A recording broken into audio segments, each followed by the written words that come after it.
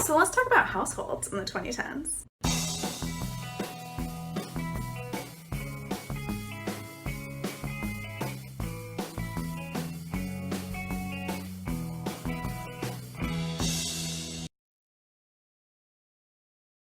Families now are slightly smaller than they were, but not a huge difference.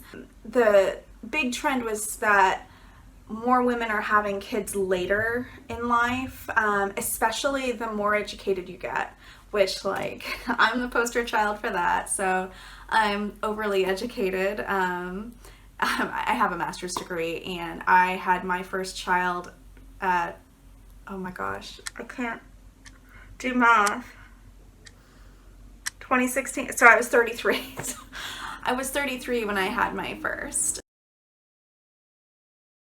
I also really wanted to talk about minimalism as long as we're talking about the household.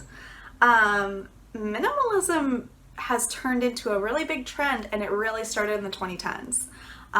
Marie Kondo came out with The Life-Changing Magic of Tidying Up in 2011. There was that minimalism documentary, a documentary about the important things, something like that. And it came out in 2015. And now, like, there are 1 million courses for you to buy online on how to declutter your house. It is huge business. And I feel like we as moms, and just people in general, are just constantly bombarded by, like, you gotta get rid of that stuff, you gotta simplify, we don't need so much stuff. And, like, on the one hand, I think it's a backlash to consumerism, of the constantly acquiring things that we have been doing since World War II, basically. But also part of me thinks, like, is this just another, like, virtue signaling? Like, look at what a good person I am. I only own this many things. Or look at me. I have, like, a perfectly tidy house. I'm a good person. Or I can afford to store all this stuff somewhere else. Or I can afford to only buy really nice things. Or I can afford to get rid of things and just buy them again when I need them.